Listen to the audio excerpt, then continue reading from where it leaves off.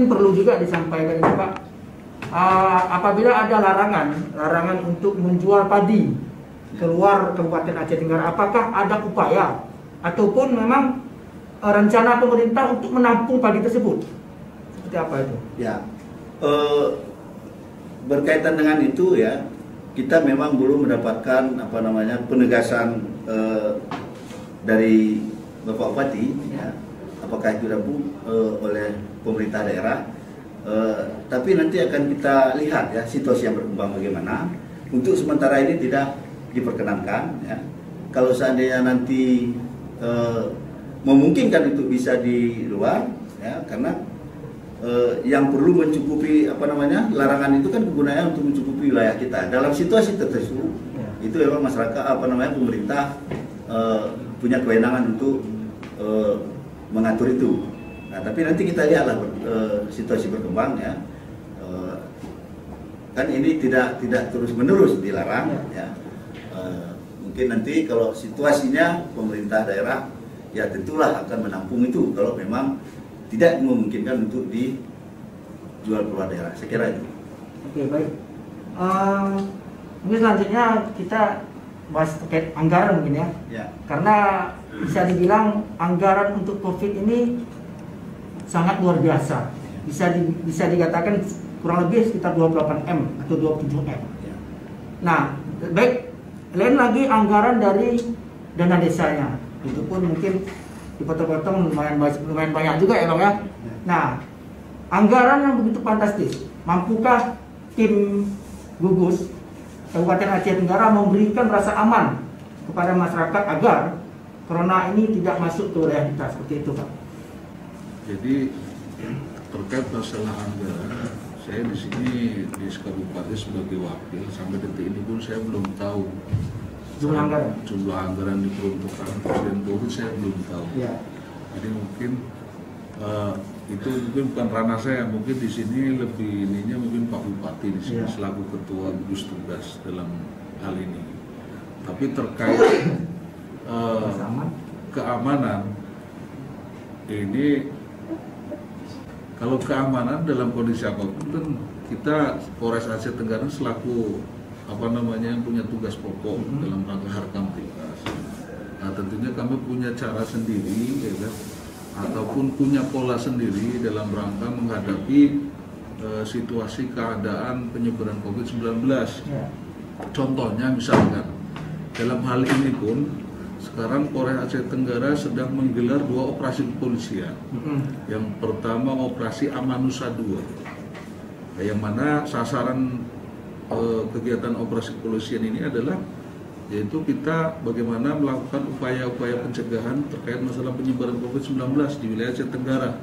Kemudian dalam waktu dekat juga kita akan menggelar operasi Ketupat, yang mana sebenarnya operasi Ketupat ini kita akan laksanakan dalam rangka mendekati hari Lebaran, tapi karena ini dengan keadaan COVID sekarang ini, yang mana dalam kegiatan operasi Amanusa juga pemerintah juga menghimbau untuk tidak melakukan mudik.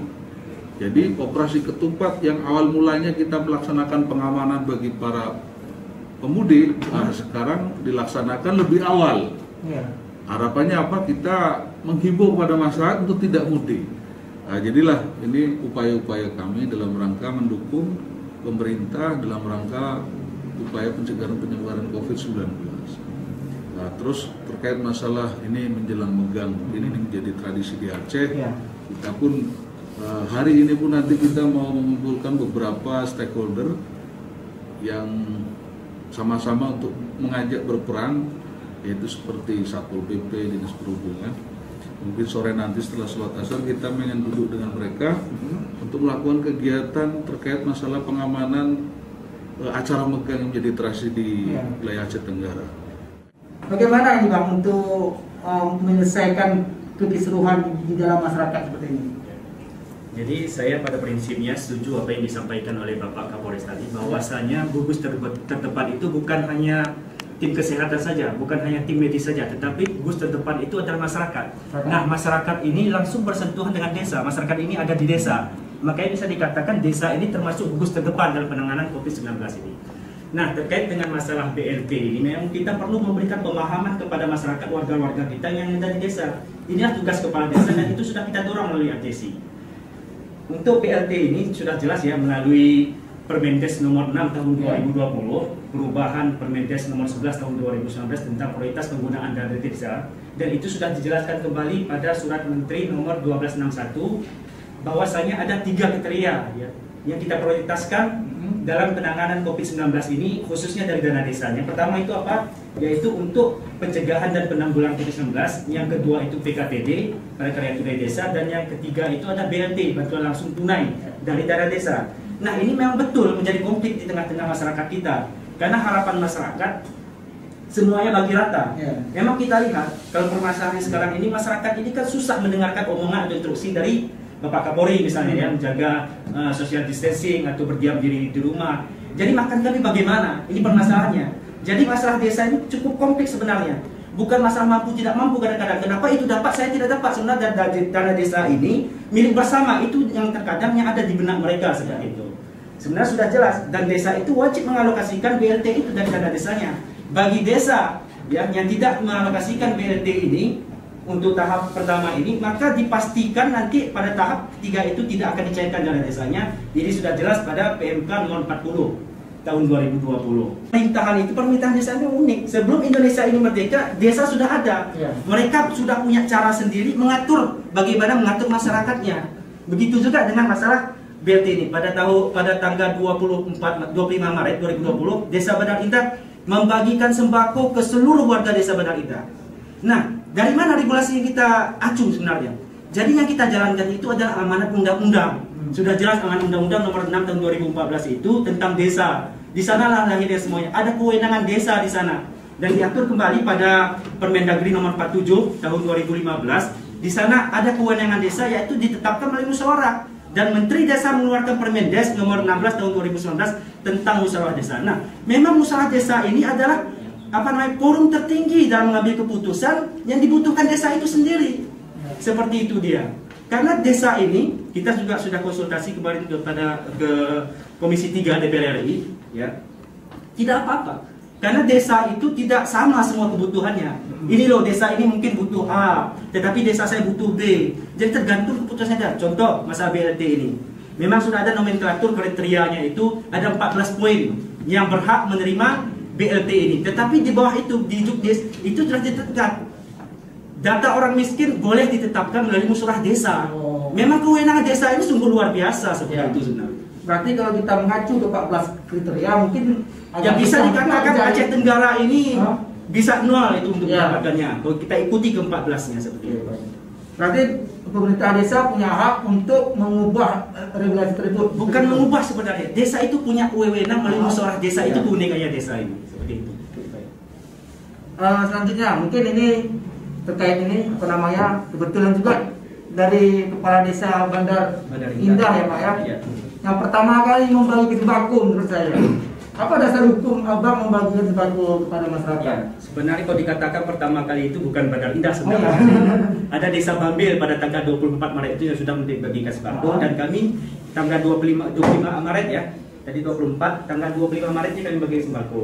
Nah, tetapi yang mengkirakan di sosial media itu Bandar Indah, sehingga sekarang timbul kerusuhan sosial di tengah-tengah teman-teman desa yang lain seperti itu. Nah, ikut semua ya Pak? Iya.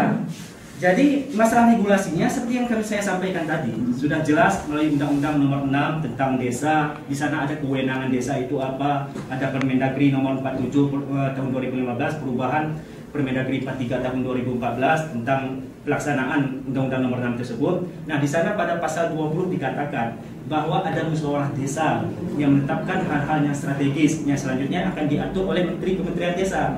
Nah, selanjutnya Kementerian Desa mengeluarkan Permendes nomor 16 tahun 2019 tentang musyawarah desa. Musyawarah desa ini ada dua, ada musyawarah terencana, ada musyawarah intensial. Terencananya seperti apa? Terencana ini contohnya seperti musyawarah des, musyawarah dusun seperti itu. Nah, kalau ada terjadi hal-hal seperti COVID-19 ini, wabah pandemi ini, atau kejadian hal yang lainnya luar biasa, ini boleh dilakukan musyawarah kembali dan ditetapkan apa-apa saja kebutuhannya.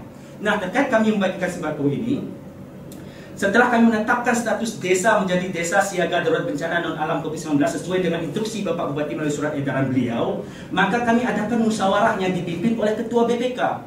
Nah, dari hasil musyawarah tersebut muncullah sesuai dengan instruksi Bapak Kapolri juga, supaya masyarakat dimohon untuk berdiam diri di rumah dan tidak keluar rumah jika tidak terlalu penting. Itu mungkin poinnya. Nah, dari situ muncul, kalau masyarakat ini kita arahkan diam di rumah, tidak keluar jika tidak terlalu penting, yang kebutuhan pokoknya belum bisa diatasi, ya belum kemampuan ekonomi itu kan berbeda-beda seperti itu. Nah, makanya kami merumuskan, kalau ini kita lakukan, maka kita harus membagikan kebutuhan hidup untuk masyarakat 1 bulan ke depan. Itu dasarnya sebenarnya. Hasil musyawarah, dan itu diteken oleh semua perangkat desa, dipimpin oleh Ketua BPK, tokoh adat, tokoh agama, tokoh pemuda, semuanya menekan seperti itu. Itu dasar hukumnya yang pegang seperti itu. Memang tidak ada kerjasama.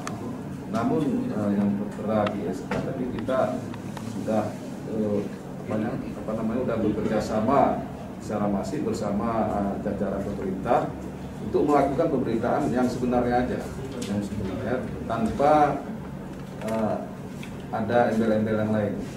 Jadi setiap pemberitaan kita harus berkoordinasi dengan pihak tim gugus kabupaten, baik di lapangan maupun di kantor bupati melalui humas. Jadi kami dari media, karena kita di redaksi punya redaksi masing-masing. Di BWI kita kan banyak media, bukan di BWI itu kan hanya satu wadah kan. Ada 20 lebih media di sana, cetak maupun online.